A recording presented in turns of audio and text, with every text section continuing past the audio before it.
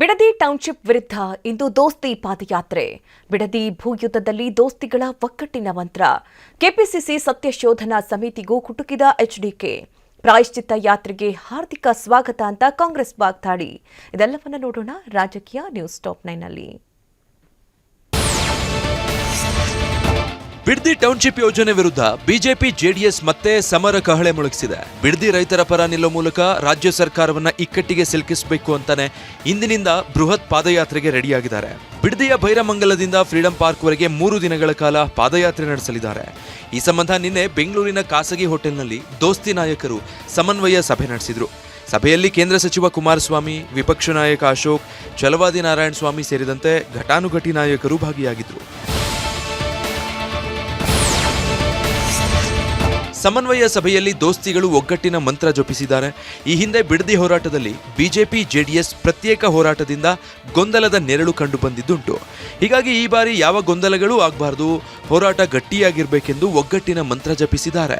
ಬಿಡದಿ ಅಕ್ವಿಜೇಷನ್ಗೆ ಸಂಬಂಧಪಟ್ಟಂತೆ Bidadi real estate ಮಾಡ್ತಾ ಇರುವಂಥ ಕಾಂಗ್ರೆಸ್ ಸರ್ಕಾರದ ವಿರುದ್ಧ ಒಟ್ಟಿಗೆ ಹೋರಾಟ ಮಾಡುವಂಥ ಜೊತೆಯಲ್ಲಿ ಹೋರಾಟ ಮಾಡುವಂಥ ತೀರ್ಮಾನವನ್ನು ಇವತ್ತು ಮಾಡಿದಿರಿ. ಪಾದಯಾತ್ರೆಯಲ್ಲಿ ಅಶೋಕ್ ಅವರು ನಾನು ಸಾಂಕೇತಿಕವಾಗಿ ಪಾದಯಾತ್ರೆ ಭಾಗವಹಿಸ್ತೀವಿ. ನಂತರ ಆ ಒಂದು ಪಾದಯಾತ್ರೆ ಮುಂದುವರಿತದೆ. ನಾವು ಸಾಂಕೇತಿಕವಾಗಿ ಎರಡೂ ಪಕ್ಷಗಳು ಸೇರಿ ಪಾದಯಾತ್ರೆ ಚಾಲನೆ ಕೊಡ್ತೀವಿ.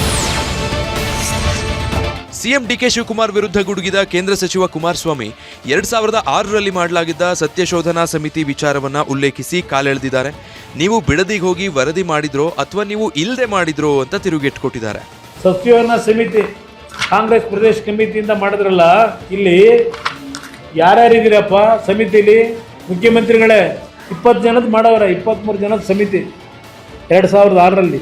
ಯಾವಾಗ ನಮ್ಮ ಸರ್ಕಾರ ಇತ್ತು, ಯಾವಾಗ ನಮ್ಮ ಸರ್ಕಾರದಲ್ಲಿ ಅವತ್ತು ಕೆಲವು ತೀರ್ಮಾನ ಮಾಡಲಿಕ್ಕೆ ಹೋದೋ, ನಾವೇನೋ ರಾಜ್ಯದಂಥ ರೈತರ ಭೂಮಿನೆಲ್ಲ ಇವತ್ತೆಲ್ಲ ಕೈಗಾರಿಕೆಗಳು ಅದಕ್ಕೆ ಅಂತ ಮಾಡಕ್ಕೆ ಹೊರಟುಬಿಟ್ಟವ್ರೆ ಅಂತೇಳಿ ಮಾಡಿದ್ರಲ್ಲ ಸತ್ಯಶೋಧನಾ ಸಮಿತಿ.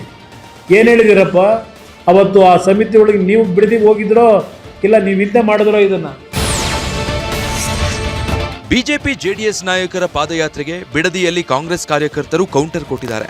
ಪ್ರಾಯಶ್ಚಿತ್ತ ಯಾತ್ರೆಗೆ ಸ್ವಾಗತ ಅಂತ ಭೈರಮಂಗಲ ಸರ್ಕಲ್ನಲ್ಲಿ ಬ್ಯಾನರ್ ಹಾಕಿದ್ದಾರೆ. ಪ್ರಾಯಶ್ಚಿತ್ತ ಯಾತ್ರೆ ಬ್ಯಾನರ್ ವಿಚಾರಕ್ಕೆ ರಿಯಾಕ್ಟ್ ಮಾಡಿದ ಸಚಿವ ಮಾಗಡಿ ಬಾಲಕೃಷ್ಣ, ಇದು ಪ್ರಾಯಶ್ಚಿತ್ತ ಯಾತ್ರೆನೇ ಅಲ್ವಾ ಅಂತ ಕಿಚಾಯಿಸಿದ್ರು. ಇದಕ್ಕೆ ಕಿಡಿಕಾರಿದ ಕುಮಾರಸ್ವಾಮಿ ಅವರು, ಹಿಂದೆ ಪಾದಯಾತ್ರೆ ಮಾಡಿದ್ದು ಬಿಪಿ ಶುಗರ್ ಕಡಿಮೆ ಮಾಡೋಕ್ ಮಾಡಿದ್ರ ಅಂತ ಪಂಚ್ ಕೊಟ್ರು. ಹಾಗೆ ಮಾತು ಮುಂದುವರಿಸಿದ ಬಾಲಕೃಷ್ಣ, ಇವರೆಲ್ಲ ಕೂತು ದಪ್ಪ ಆಗಿದ್ದಾರೆ, ಸ್ವಲ್ಪ ವಾಕ್ ಮಾಡ್ಲಿ ಅಂತ ಲೇವಡಿ ಮಾಡಿದ್ರು. ಪ್ರಾಯಶ್ಚಿತ್ತ ಯಾತ್ರೆನೇ ಅಲ್ವಾ? ನೀವೇ ನೋಡಿರ್ಬೇಕಲ್ಲ ಅಲ್ಲೆಲ್ಲ ಹೋಲ್ಡಿಂಗ್ಸ್ನಲ್ಲಿ.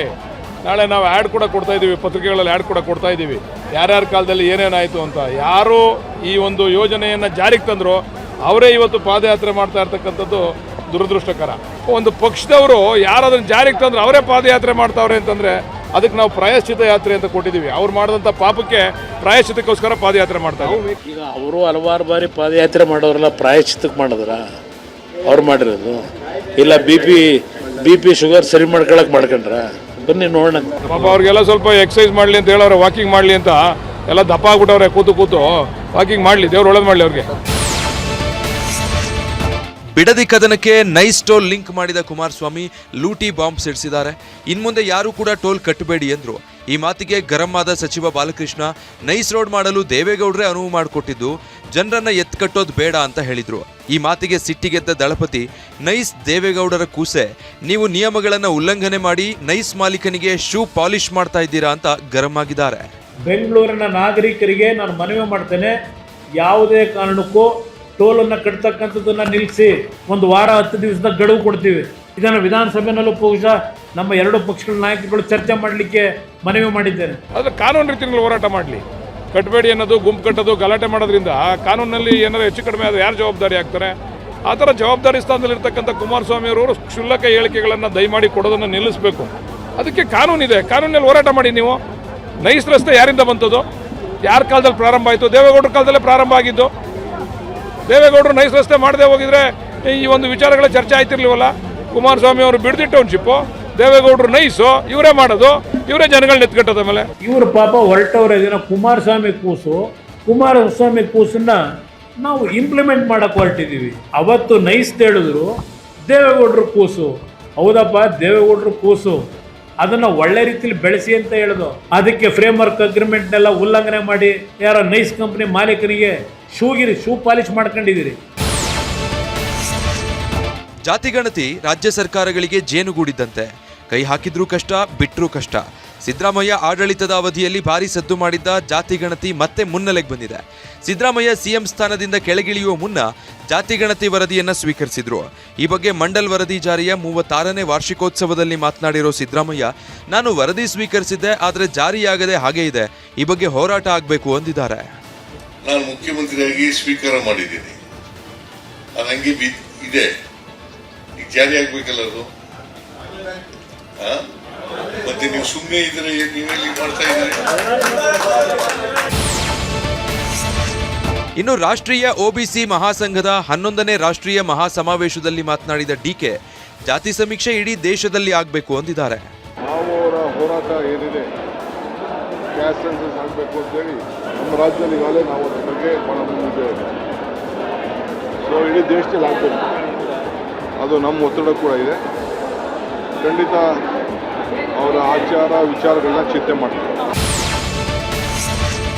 ರಾಜ್ಯದಲ್ಲಿ ಜಾತಿಗಣತಿ ಚರ್ಚೆ ಮುನ್ನೆಲೆಗೆ ಬಂದಿದ್ರೆ ದೆಹಲಿಯಲ್ಲಿ ಮಹಿಳಾ ಮೀಸಲಾತಿ ಚರ್ಚೆ ಗರಿಗೆದರಿದೆ. ಇದೇ ಅಧಿವೇಶನದಲ್ಲಿ ಅಥವಾ ವಿಶೇಷ ಅಧಿವೇಶನದಲ್ಲಿ ಮಹಿಳಾ ಮೀಸಲಾತಿ ಬಿಲ್ ಮಂಡನೆಗೆ ಕೇಂದ್ರ ಸಜ್ಜಾಗಿದೆ. ಇಂಥ ಹೊತ್ತಲ್ಲಿ ರಾಹುಲ್ ಗಾಂಧಿ ಮತ್ತು ಕೇಂದ್ರ ಸಚಿವ ಕಿರಣ್ ರಿಜಿಜು ನಡುವೆ ಮಾತಿನ ಜಟಾಪಟಿ ನಡೆದಿದೆ. ಎಕ್ಸ್ ಖಾತೆಯಲ್ಲಿ ವಿಡಿಯೋ ಪೋಸ್ಟ್ ಮಾಡಿದ್ದ ರಾಹುಲ್, ಭಾರತ ನಿಜವಾದ ಪ್ರಗತಿ ಸಾಧಿಸಬೇಕಾದ್ರೆ ಮಹಿಳೆಯರ ಪಾತ್ರ ಮುಖ್ಯ ಎಂದಿದ್ರು.